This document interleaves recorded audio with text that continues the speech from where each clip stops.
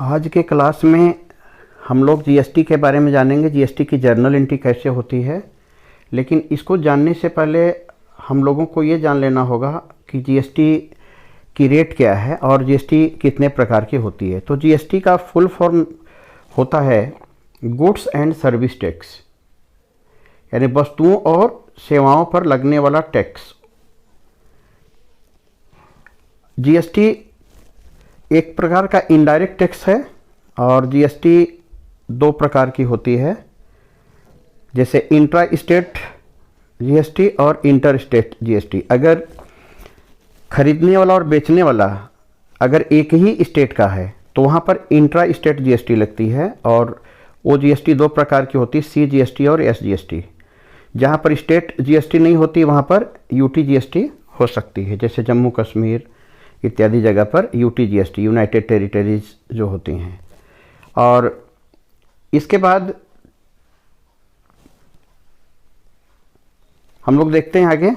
तो एक बात तो क्लियर हो गई कि इंट्रा स्टेट जीएसटी एक ही राज्य के व्यक्ति जब खरीद बिक्री करते हैं तो वहाँ इंट्रा स्टेट जीएसटी लगती है, और इंटर स्टेट जीएसटी जब बेचने वाला झारखंड का हो और खरीदने वाला उत्तर प्रदेश का हो, इस तरह के केस में हम लोग इंटर स्टेट जीएसटी का काम करते हैं और वहाँ आईजीएसटी चार्ज होता है। अब इतना समझने के बाद आगे हम लोग को यह समझना है कि जीएसटी की जो दरें हैं वो कितनी होती हैं। तो देखिए, जीएसटी का रेट 0% जीएसटी होता है। जिस चीज़ पर जीएसटी का रेट 0 है उसमें अभी जीएसटी नहीं लग रही, लेकिन हो सकता है बाद में उन वस्तुओं पर जीएसटी लगा दी जा सके।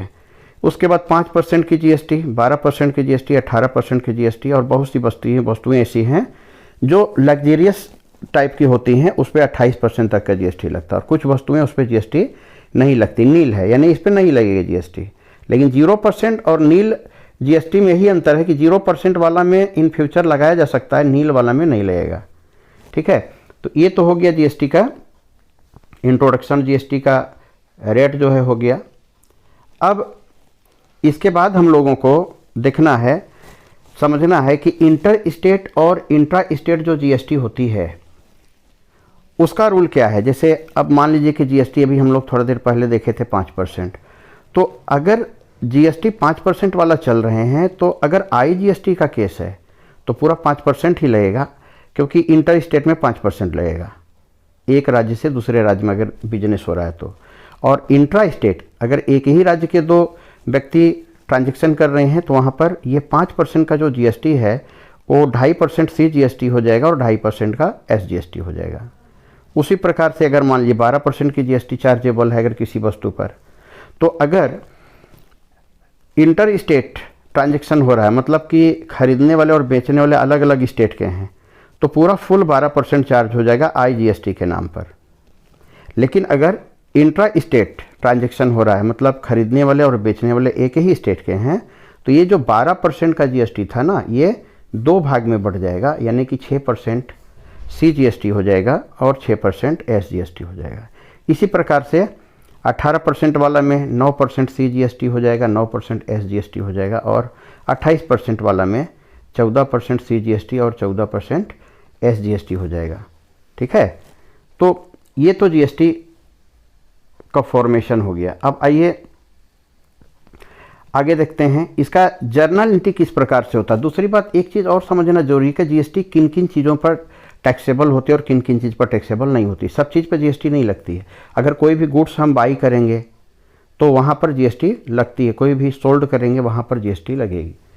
अब एक बात ध्यान दीजिए, कोई भी वस्तु अगर हम खरीदते हैं, कोई वस्तु या सर्विस या सेवा खरीदते हैं, वस्तु का मतलब यह होता है कि फिजिकल स्टॉक अगर हम खरीदते हैं कोई, तो वो व्यापार हो गया हमारा। और सेवाएं भी हम खरीद सकते हैं, जैसे डॉक्टर की सेवा लेते हैं, वकील की सेवा लेते हैं, तो वस्तुओं और सेवाओं पर जीएसटी लगती है। तो अगर हम वस्तु या सेवा परचेज करते हैं तो उसमें इनपुट जीएसटी हमें देना पड़ता है, जीएसटी, उसको इनपुट जीएसटी बोलते हैं। और अगर वही वस्तु और सेवा हम बेचते हैं, यानी कि सेल करते हैं हम, तो वहाँ पर हमको आउटपुट जीएसटी मिलती है, कस्टमर से मिलती है, उसको आउटपुट जीएसटी कहते हैं।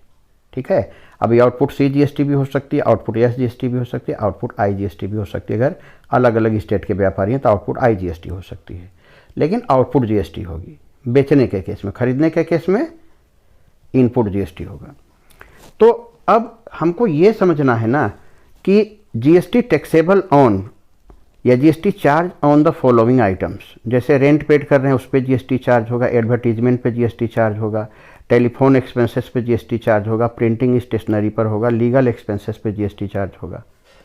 GST note charge on following item, लेकिन कुछ ऐसे आइटम्स भी होते हैं जिस पे जीएसटी चार्ज नहीं होती, जैसे वेजेज है, सैलरी है, वाटर चार्ज है, इलेक्ट्रिसिटी बिल है, कैरेज, कार्टेज, ठीक है। यहाँ पर जो भी चीज़ होता है, कुल्ली चार्ज होता है, पोस्टेज होता है, इन सब पे जीएसटी चार्ज नहीं होती है।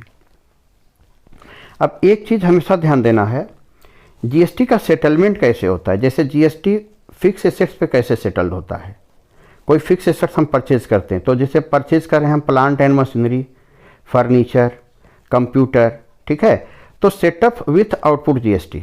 अगर इन चीज़ों की सेल भी हम करते हैं तो उस सेल के साथ में सेटअप हो जाएगा। लेकिन अगर अपने पर्सनल यूज़ के लिए हम मोटर कार खरीद लेते हैं, व्हीकल खरीद लेते हैं, बिल्डिंग खरीद लेते हैं, तो नोट सेटअप, ये आउटपुट जीएसटी के साथ सेटअप नहीं होगा। ये चीज़ को भी देखना, आपको जानना बहुत ही ज़रूरी हो जाता है। अब आइए जीएसटी का अगला पॉइंट हम लोग समझते हैं।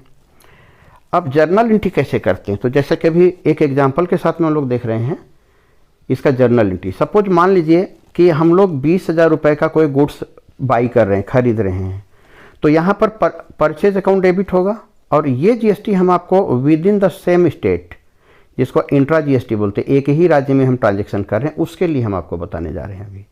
अभी सेम स्टेट का देखेंगे, उसके बाद अलग अलग स्टेट का भी हम लोग देख लेंगे। तो अभी हम लोग देखने जा रहे हैं विद इन सेम स्टेट। तो for purchase of goods GST का रेट है यहाँ 12%। सपोज मान लीजिए कोई ऐसी वस्तुओं को हम परचेज कर रहे हैं जिस पर जीएसटी 12% है और उसका दाम है 20,000 रुपये। तो यहाँ देखिए परचेज अकाउंट डेबिट किए 20,000 रुपया।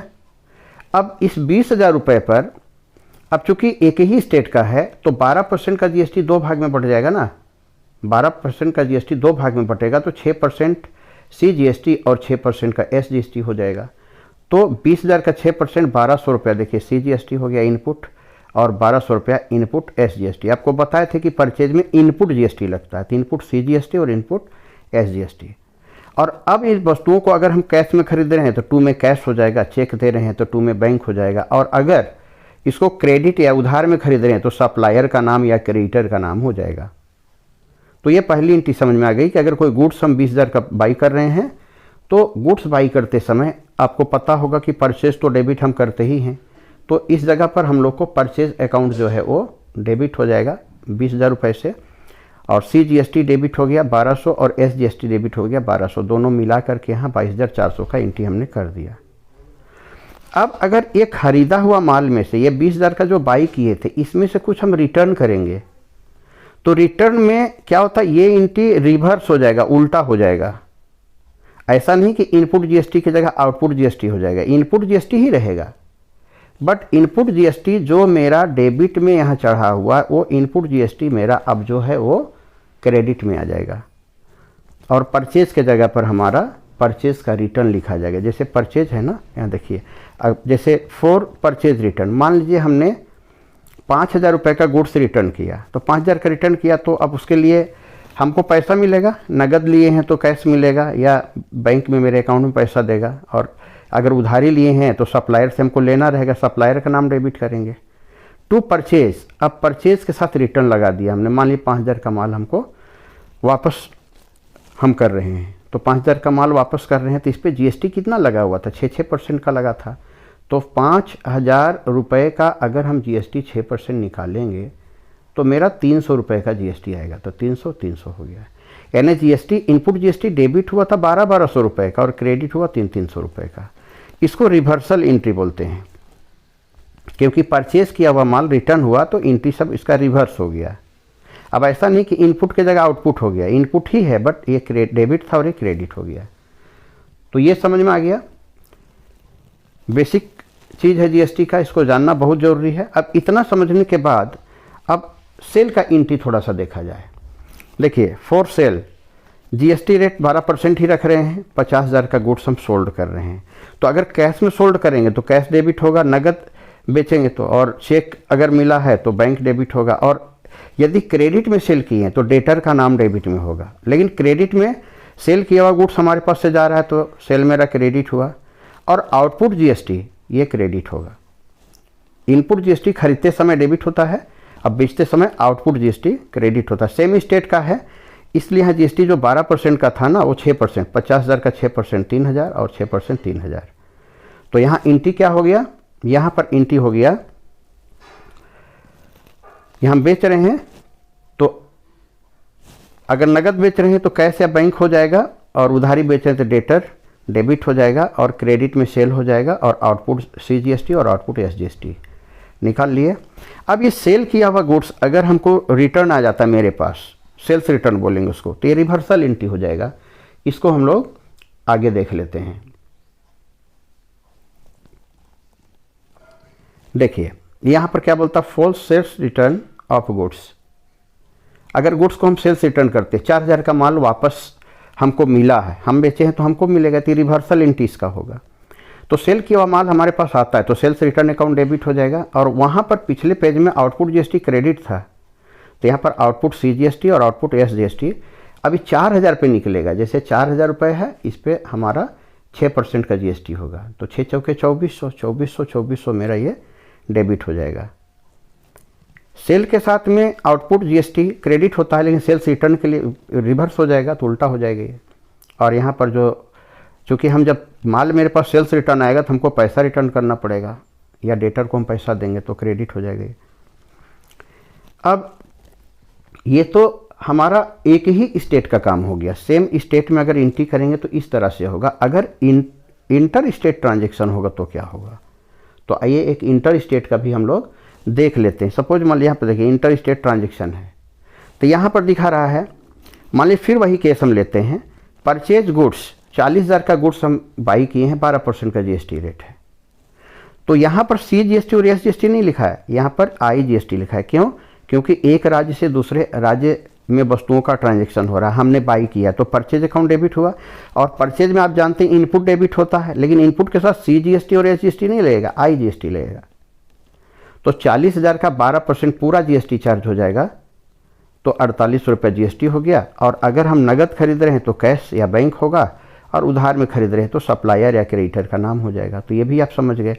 अब ये अदर स्टेट के साथ ट्रांजैक्शन हो रहा है खरीदने का। अब यही अगर रिटर्न इसमें कुछ होता, परचेज रिटर्न, तो उसका क्या एंट्री होगा, तो रिवर्सल एंट्री हो जाएगा। यहाँ पर नीचे में दिखाया हुआ, जैसे गुड्स रिटर्न ₹10,000, इसको परचेज रिटर्न बोलते हैं।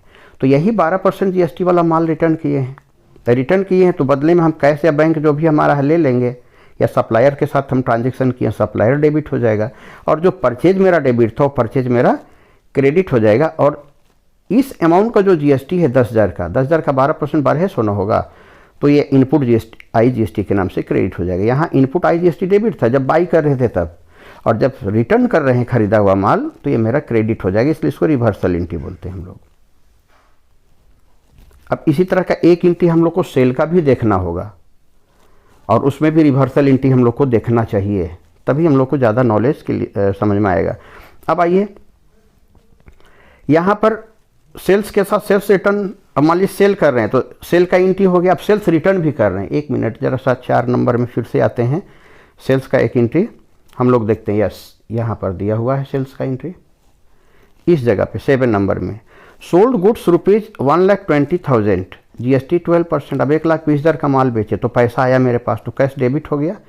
अब सेल्स किया हुआ माल मेरे पास से जा रहा है तो सेल्स क्रेडिट हुआ, और आउटपुट आईजीएसटी। आईजीएसटी क्यों लगा? क्योंकि इंटर स्टेट ट्रांजैक्शन है। तो 1,20,000 में 12% 14,400 हुआ, ये दोनों मिला करके सेल्स में मेरा 1,34,400 दिखा दिया हमने। अब सेल्स का रिटर्न भी हम लोग देख लेते हैं, सेल्स का रिटर्न का एंट्री।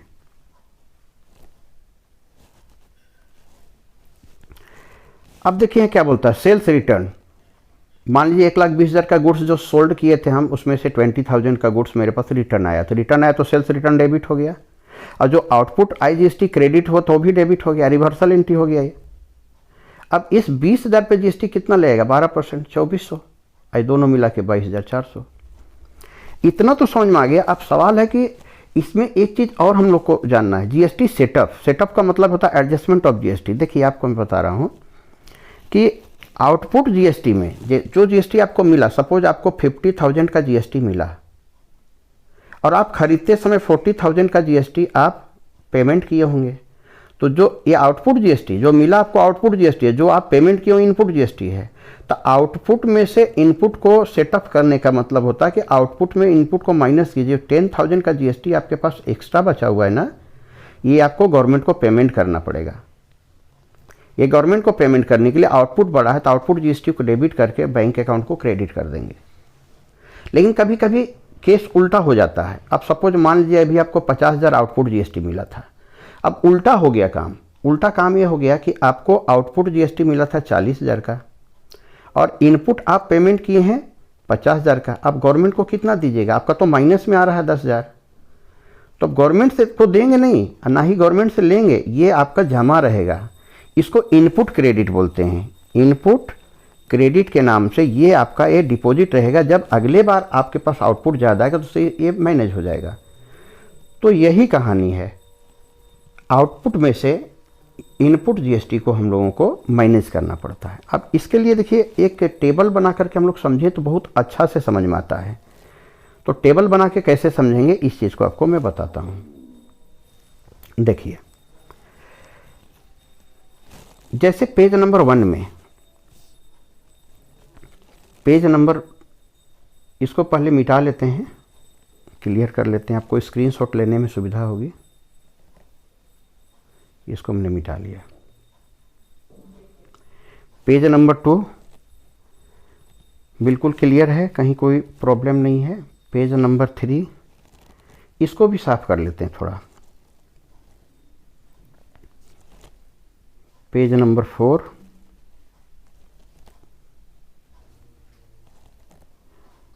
और पेज नंबर 5, पेज नंबर 6 सब ठीक है।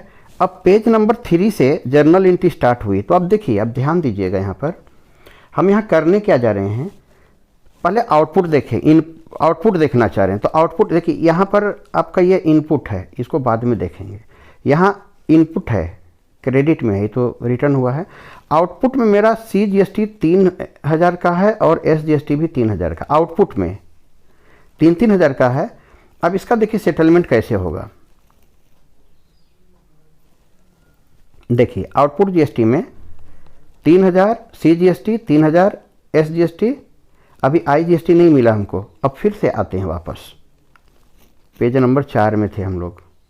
आउटपुट हम लोग का यहाँ मिला 4 नंबर में। फिर देखिए आउटपुट यहाँ पर उल्टा भी है एंट्री, क्रेडिट वाला आउटपुट था, अब यहाँ 2400 है। सेल्स का रिटर्न था 2400। अब इसका देखिए,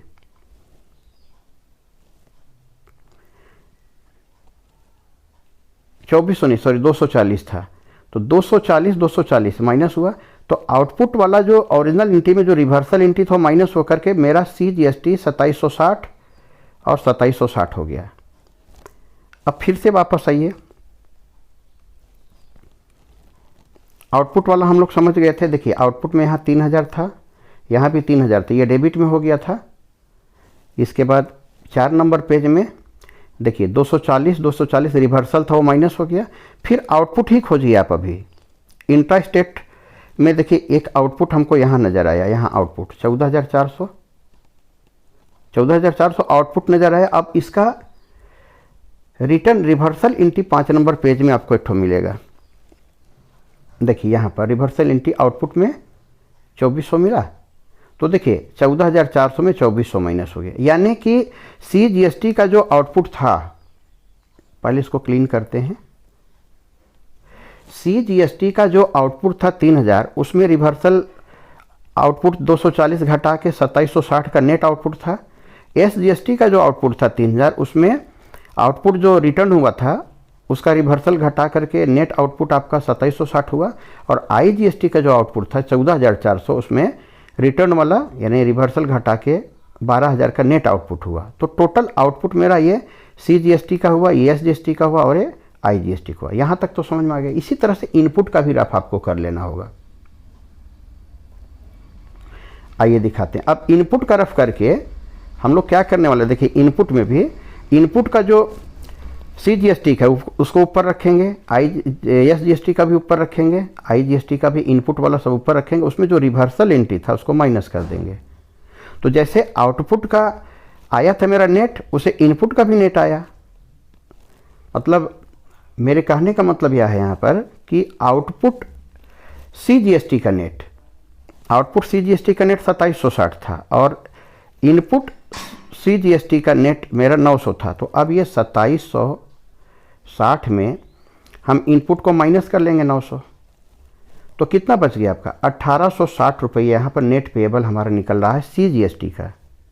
उसी तरह SGST का आउटपुट का नेट था 2760 और इनपुट का नेट था 900, तो 2760 में 900 घटाएंगे, यही 1860 नेट पेएबल आएगा। इसी प्रकार से जब इतना कर लेंगे तो IGST का भी रफ करेंगे। तो IGST का आउटपुट का नेट पेएबल मेरा आ रहा था आउटपुट का 12,000 और हम दे चुके हैं इसमें से इनपुट 3600, तो 12,000 रुपये में ये 3600 रुपये माइनस हो जाएंगे, तो 8400 रुपये नेट पेएबल हमको यहाँ गवर्नमेंट को देना है। तो यहाँ से पेमेंट लायबिलिटीज इसमें से इसको माइनस करेंगे, इसमें से इसको माइनस करेंगे, इसमें से इसको माइनस करेंगे, तो लायबिलिटीज निकल जाएगी। अब इसको और भी डिटेल समझते हैं। इसका एंट्री कैसे करेंगे? GST सेटअप तो हो गया, एंट्री कैसे करेंगे? तो देखिए बहुत इजी तरीका है। देखिए यहाँ आउटपुट नेट 2760 था, तो आउटपुट CGST लिख कर, क्योंकि CGST का भी हम रफ कर रहे हैं, आउटपुट CGST को डेबिट कर दिए और इनपुट CGST को क्रेडिट कर दिए। अब इन दोनों के बीच में जो डिफरेंस बचा 1860, आउटपुट GST पेएबल के नाम पे चार्ज कर दिए। उसी प्रकार से SGST का जो नेट था, देखिए आउटपुट SGST को डेबिट कर दिए और ये देखिए इनपुट SGST को हम यहाँ पर क्रेडिट कर दिए 900, जो डिफरेंस आया 1860 उसको GST पेएबल के आउटपुट SGST पेएबल के नाम पे चार्ज कर दिए। अब IGST वाला बचा हुआ आपका ये वाला बचा हुआ, इसमें भी क्या करेंगे? आउटपुट पेएबल मेरा 12,000 था, इनपुट काटना था 3600, तो इसका भी एंट्री करेंगे।